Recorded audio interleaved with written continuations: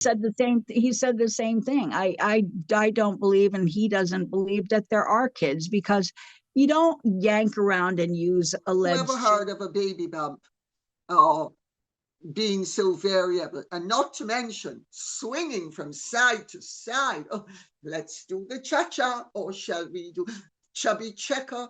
Let's twist again like we never twisted before. What happened on that flight has left the royal family scrambling for damage control. And honestly, it's about time someone finally spoke up. The crew members who witnessed this whole thing firsthand are now coming forward with details that will make your blood run cold. We're talking about behavior so shocking that seasoned flight attendants who've seen everything from celebrity meltdowns to diplomatic disasters are still haunted by what they observed during those crucial hours in the sky. What Dan Wooten uncovered about that South Africa flight is absolutely devastating, and it's coming from someone who was actually there, watching everything unfold in real time. We're talking about a senior British Airways flight attendant who approached Dan directly during one of his own flights, completely unprompted, because she was so disturbed by what she witnessed that she felt compelled to speak out. This wasn't some random crew member looking for attention. This was a seasoned professional who had been working international flights for years and had never seen anything like Meghan's behavior toward her own child. The flight attendant told Dan that during the entire journey to South Africa in September 2019, when Archie was just 4 months old, Meghan refused to touch or look after him even once. Flight, Meghan refused to touch or look after Archie even once. She didn't look at him. She had zero interest when he was upset. And she expected the staff the entire time to take care of that baby. Think about that for a moment. We're talking about a transatlantic flight, hours and hours in the air, and a mother who showed absolutely zero interest in her infant son. When Archie became upset or needed attention, Meghan expected the entire flight staff and nannies to handle everything while she remained completely detached from the situation. But here's what makes this even more chilling. The flight attendant was adamant that there was zero connection between mother and child. This wasn't just a tired mom taking a break. This was something far more disturbing. The complete lack of maternal instinct was so obvious that it left the crew members questioning what they were witnessing. British Airways air hostess about the total opposite. About the fact that Ms. Markle is now famous for the atrocious ways that she treats crews on international flights, including, by the way, on American Airlines. What's particularly revealing about this flight attendant's account is how she described Meghan's behavior changing dramatically depending on whether Harry was around. When Prince Harry was in the vicinity, Meghan would suddenly become polite and engaging with the crew. But the moment he stepped away or was out of earshot, she transformed into a completely different person. This Jekyll and Hyde behavior is exactly what we've been hearing about from multiple sources over the years. The flight attendant's observations align perfectly with reports from palace staff who described Meghan as manipulative and two-faced. She knew exactly how to perform the role of the caring wife and mother when Harry was watching, but dropped that act entirely when she thought no one important was looking. The implications of this are staggering. If Meghan was putting on a performance for Harry during their own family travel, what does that say about their entire relationship? The flight crew witnessed firsthand how Meghan manipulates situations and people, including her own husband, to maintain her carefully constructed image.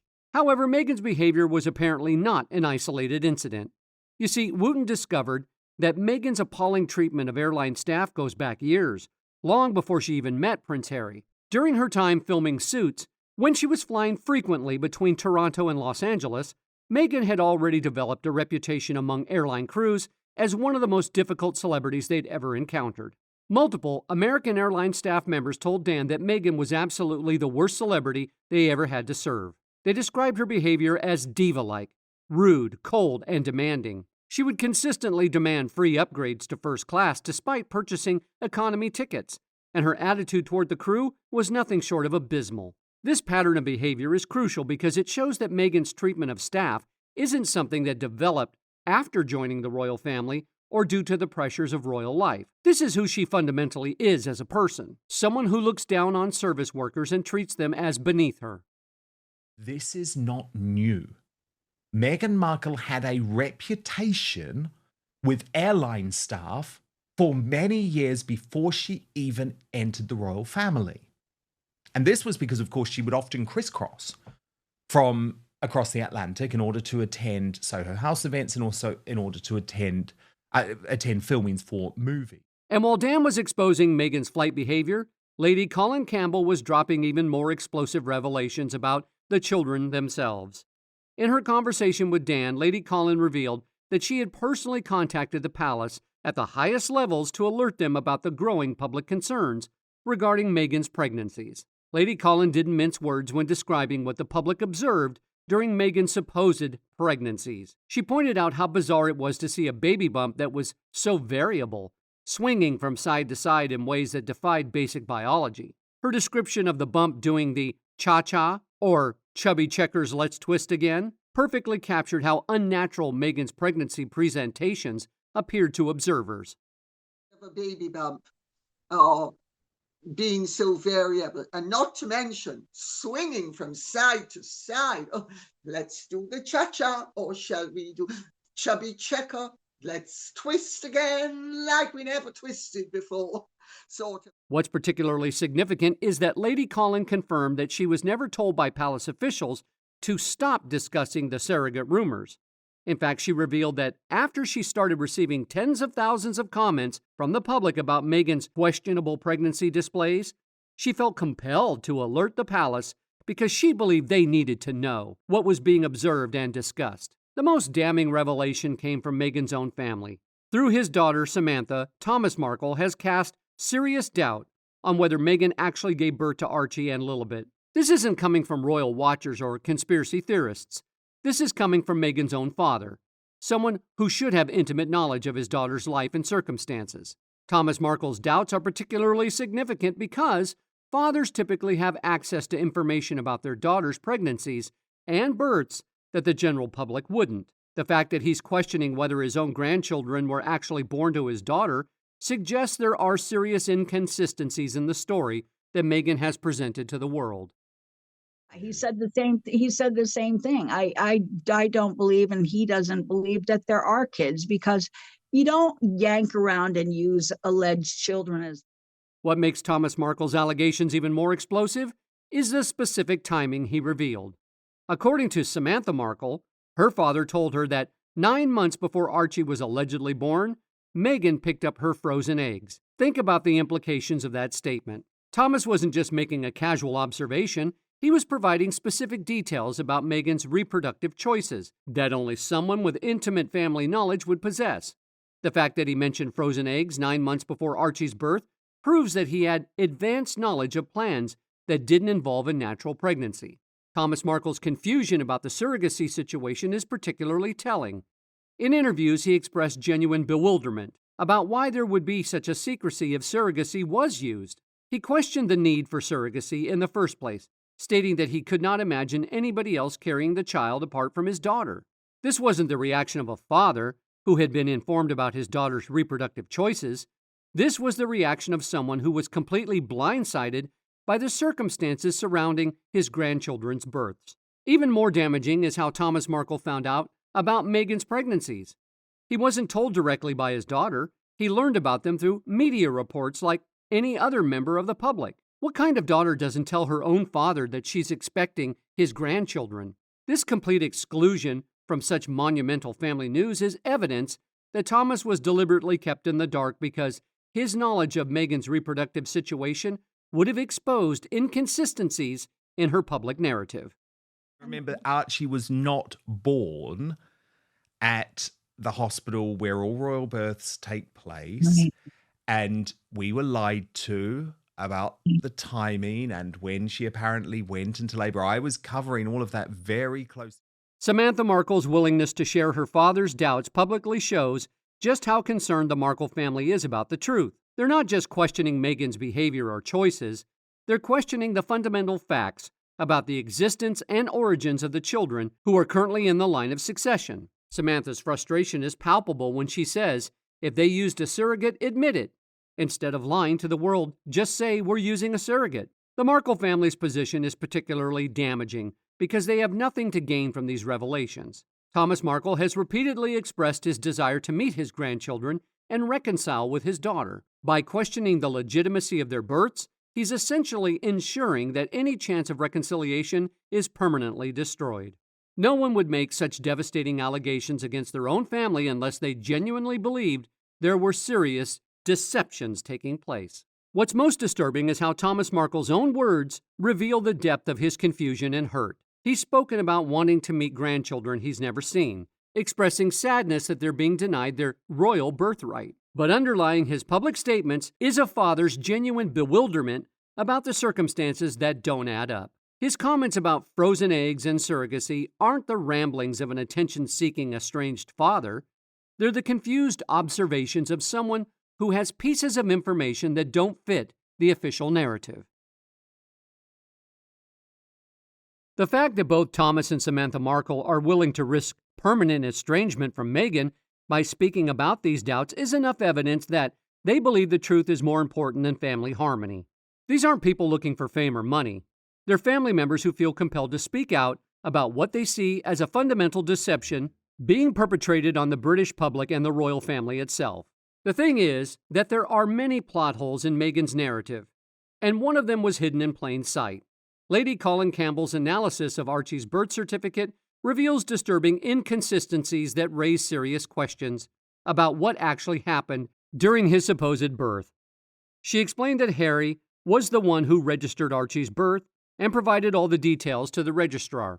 But then he had to make two significant amendments to the certificate. The first amendment was adding Harry's princely title, which Lady Colin described as a simple omission. But the second amendment was far more troubling: the complete removal of Meghan's names from the birth certificate. Originally, the certificate listed the mother as Her Royal Highness, the Duchess of Sussex, with the four names Rachel Meghan.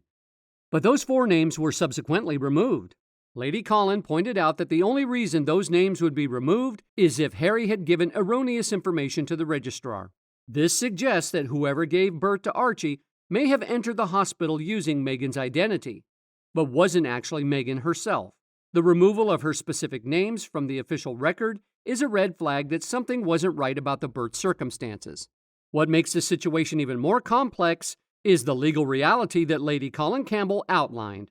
Once a child is legally registered and placed in the royal family tree, removing them requires many steps. The palace can't simply issue an order removing Archie and Lilibet from the family tree, even if there are serious questions about their legitimacy. This puts the royal family in an impossible position. If there are doubts about the children's origins, addressing those doubts publicly would be messy and potentially exposing the monarchy to unprecedented scrutiny. The palace's silence on these issues isn't necessarily an endorsement of the children's legitimacy. It might simply be recognition that addressing the questions publicly could cause more damage to the institution than maintaining the status quo. But this silence is also allowing the doubts to fester and grow among the public. Wooten's investigation also exposed what appears to be a coordinated PR campaign designed to rehabilitate Meghan's image with airline staff. The viral story about an American Airlines flight attendant receiving a handwritten note from Meghan was revealed to be nothing more than an orchestrated publicity stunt. Dan pointed out that American Airlines crew members are strictly prohibited from discussing their experiences with celebrity passengers, and sharing the contents of a passenger's note would violate every ethical guideline. The fact that this particular incident was not only shared but quickly picked up by major media outlets suggested it was planned and coordinated. I believe who I just had on my flight, who I had a pleasure of serving, the Queen, the Princess, the Duchess of Sussex. She wrote us a little handwritten note back. So we wrote her a note that said, "It's a pleasure of serving you. We love you real bad." The timing of this PR stunt is particularly telling. It came just as stories about Meghan's appalling treatment of airline staff were beginning to circulate. The handwritten note was clearly an attempt to counter the growing narrative about her diva behavior, but it only served to highlight how calculated and manipulative her public relations efforts have become.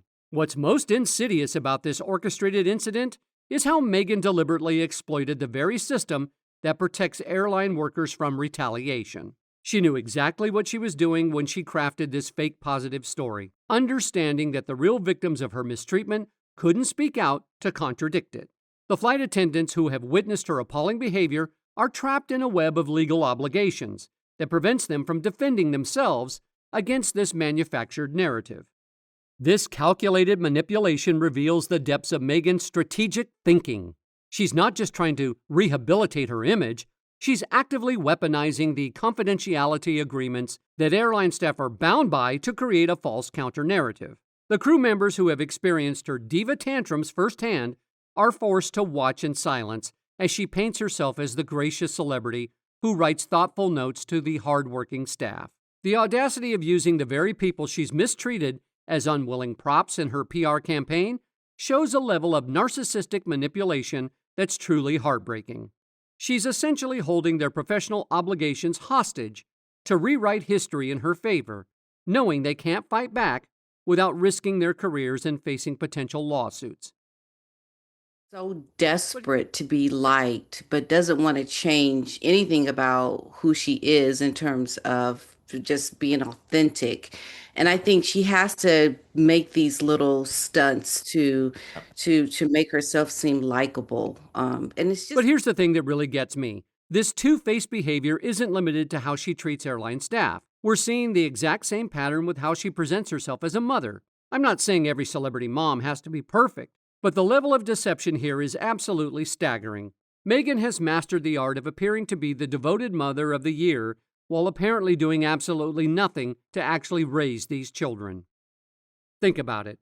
Every single public appearance with Archie and Lilibet is so perfectly staged, it's almost insulting to our intelligence. She'll show up for a photo opportunity, hold the kids for exactly as long as it takes to get the shot, and then hand them right back to the nannies. It's like watching someone play dress-up with borrowed children. The whole performance is designed to make her look maternal and relatable, but the reality behind the scenes tells a completely different story. What's particularly disturbing is how she uses these children as emotional shields whenever she's facing criticism. Suddenly, she's the protective mother fighting for her family's privacy, when in reality, she's the one constantly putting them into the spotlight for her own benefit. She'll drag them out for a carefully orchestrated paparazzi walk when she needs positive press, then complain about the invasion of privacy when the coverage doesn't go her way. look at their child and, want the staff to constantly feed them.